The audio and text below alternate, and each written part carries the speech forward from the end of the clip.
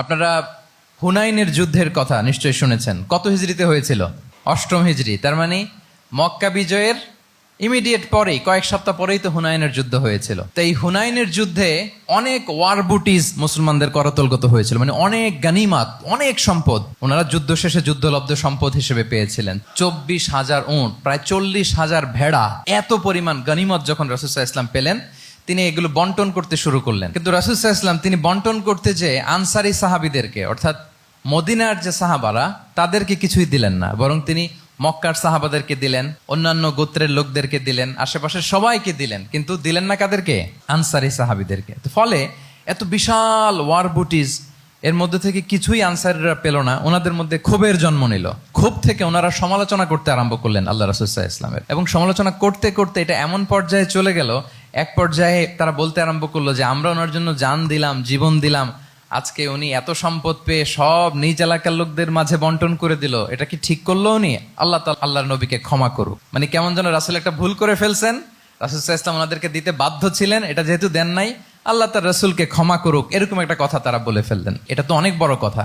আল্লাহ রাসূল সাল্লাল্লাহু আলাইহি ওয়া সাল্লাম যখন এই কথা শুনলেন, তখন তিনি আনসারি সাহাবীদেরকে জড়ো করে একটা গেট টুগেদার করে এমন ইমোশনালি ওনাদেরকে কাবু করলেন, ইমোশনাল ইন্টেলিজেন্স ইউজ করলেন। এখানে তারা এসেছিল ক্ষোভ নিয়ে, অসন্তোষ নিয়ে, পরে সবাই কান্না করে রাসূল সাল্লাল্লাহু আলাইহি ওয়াসাল্লামের কাছে ক্ষমা চেয়ে সেই মজলিস থেকে উঠতে বাধ্য হয়েছে। তিনি সবাইকে ডেকে বললেন, ইয়া মা'আশারাল আনসার, আলাম আতিকুম দুল্লালান ফাহাদাকুমুল্লাহ ওয়া আলাতান ফাআগনাকুমুল্লাহ ওয়া আ'দাআন ফাআল্লাফাল্লাহু বাইনা কুলুবিকুম।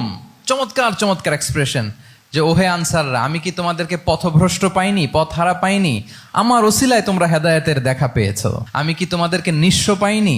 আমার ওসিলায় তোমরা সমৃদ্ধ হয়েছে, সম্পদশালী হয়েছো। আমি কি তোমাদেরকে যুদ্ধরত অবস্থায় পাইনি? আউস খাজরাজ তোমরা তো ফাইট করতেছিলে ইচ আদার, আমি যে তোমাদের মধ্যে সম্প্রীতি আর ভালোবাসার মেলবন্ধনে তোমাদেরকে একত্রিত করে দিলাম।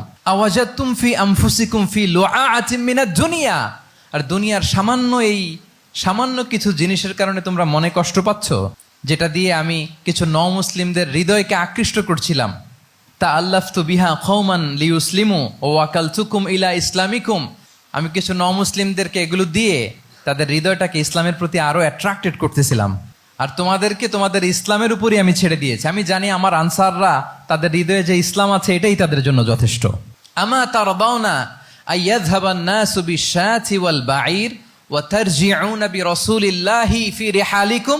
Won't you be happy that people go back to their country with sheep and camel, and you go back to your country with Rasulullah?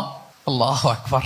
তোমরা কি এতে খুশি হবে না? মানুষ উট আর ভেড়া নিয়ে তাদের এলাকায় ফিরবে, আর তোমরা আল্লাহর রাসূলকে নিয়ে তোমাদের এলাকায় ফিরবে।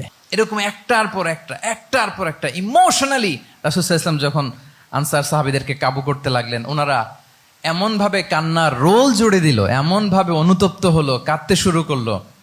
পরে এরা বলতে আরম্ভ করলো, আমি তো 2-1টা বাক্য বললাম, লম্বা চূড়া মন মাতানো বক্তব্য, হৃদয় স্পর্শী বক্তব্য। তারা বললো, ইয়া রাসূলুল্লাহ, আমরা শুধু আপনাকে পেয়েই খুশি।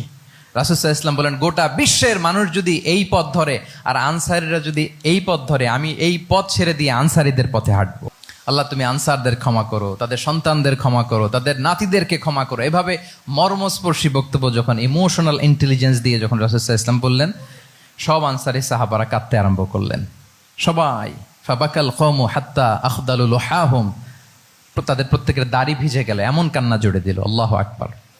তাহলে এটা ছিল রাসূল সাল্লাল্লাহু আলাইহি ওয়াসাল্লামের বক্তব্যের মাধ্যমে শ্রোতাদের মাঝখানে প্রভাব সৃষ্টি করার ক্ষমতা। চিন্তা করতে পারেন, হৃদয় কেঁপে ওঠে না এই কথা শুনলে? Won't you be happy? People go back to their home with sheep and camel, and you take the messenger of Allah with you. মানুষ ছাগল ভেড়া নিয়ে ফিরতেছে, তোমরা তো আল্লাহর নবীকে নিয়ে ঘরে ফিরতেছো। আল্লাহু আকবার।